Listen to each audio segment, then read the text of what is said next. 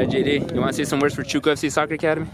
In case you don't know who this guy is, he's the owner of a growing soccer YouTube channel known as JodabeniTV. Really good player, really tough defender. Honestly, it was really an honor to meet him in person. What I would say is, whenever you come to trials, enjoy it. Another thing is, before you come to trials, look at the roster they already have. If they have 6 players for a position you're trying to sign up for, it's going to be hard to get signed. But if you go for a position that there's barely anybody there, that's the key. Yo, shout out, big huge shout out. Want to say your Instagram and everything so I can then pop it in? Jodabeni on YouTube and Instagram. Hey, awesome, brother. See you, bro. Coaching stuff over there.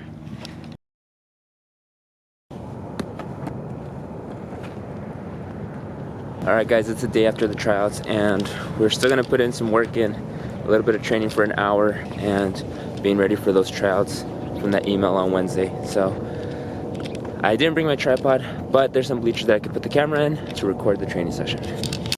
Okay, while you guys are watching me and David's little light training session, I'll be talking to you guys about my experience in these tryouts of San Antonio FC. And first of all, let me say that the level of play that participated in these tryouts was a mixture of everything. You had very novice players, some players right in the middle, and some really advanced players. The very first thing how I noticed that we had a mixture of a lot of different levels was because on the warm-up, you're supposed to warm up on your own. I saw quite a lot of players just standing and not warming up. And then you had a group of players that were jogging, stretching, and then you had my little group of players that we all decided to do a rondo. I took that soccer ball that we're actually using to the tryouts. They didn't specify either to take a ball or not to take a ball, but I still decided to take one. And we decided to do a little rondo. During this rondo, you could kind of see what players have the touch, what other players are novice, because the rondo and the pace of the rondo really says the level of play. I will not be talking about the format of the tryouts because I don't want to get into any legal issues with San Antonio FC. They have their own formats to do those events. But I will be saying that the fields weren't as great as I thought. I've played in other tryouts that the fields are a little bit more decent. We played in, I believe, the field that the public uses, not much the actual pro teams, and it's actually one of the first USL teams that does that. A little disappointed on that end, but you work with what you have. Obviously, the conditioning portion is very important if you want to play professional because in these tryouts, it requires you to always be on your feet, always be ready, and to not show that you're tired. And so that is one thing that I noticed from a lot of players. They noticed that they were very tired very fast.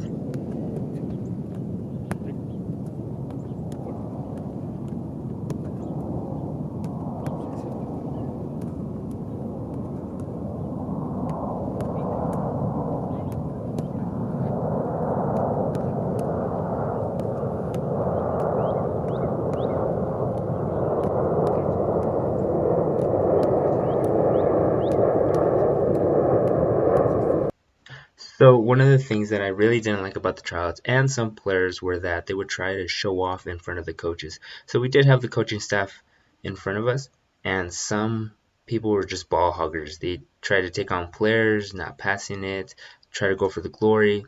But the fun fact is that the coaches had pressed this rule that it's a one-touch goal. So I don't know why even then a lot of players try to go all out and just themselves against the world, trying to be, players that they're not. And I personally think they're not looking for that. A coach or a pro coach is looking for the player that is looking for simple perfection. And that will stand out more than trying to go against all 11 players, every single player. David had a quick experience on that. One of his teammates would not pass the ball to anybody or to him, and he would try to take on everyone or even take longer than 5 seconds to pass the ball. So those are the type of players that I don't recommend will be looked at or try to recommend to play like that in a tryout, because coaches are just going to think that you're greedy and that you're not really a team player.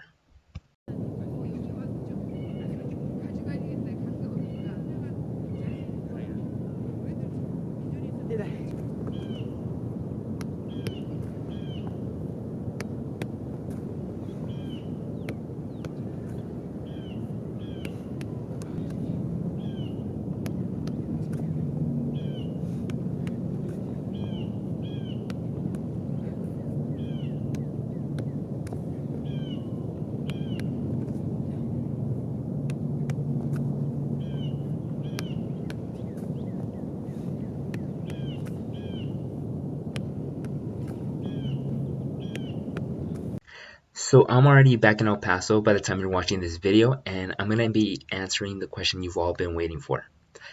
Did I make the team? And the answer to that is no. In these open tryouts, it's really rare for a player to get picked from, especially because you have to pay for them and, participate. Unless you have a really deep contact into the club, you'll be looked at and possibly be scouted for. But with all respect to San Antonio and to any USL team that does the tryouts, it's rare to get picked from these open tryouts. I did it more for the experience, giving one shot. San Antonio FC had a really good squad last season for the USL, and if it happened, it happened, and if it didn't, it didn't. Like I've said before, we win some, you lose some. Every time I fail in something comes out of it, a negative and a positive, In a negative, maybe I didn't get picked for San Antonio FC, but back at home, I got an opportunity to create something new. And that's exactly what in the next video for Chico FC, you guys will be seeing what I've been working for and thought about for the last couple of months.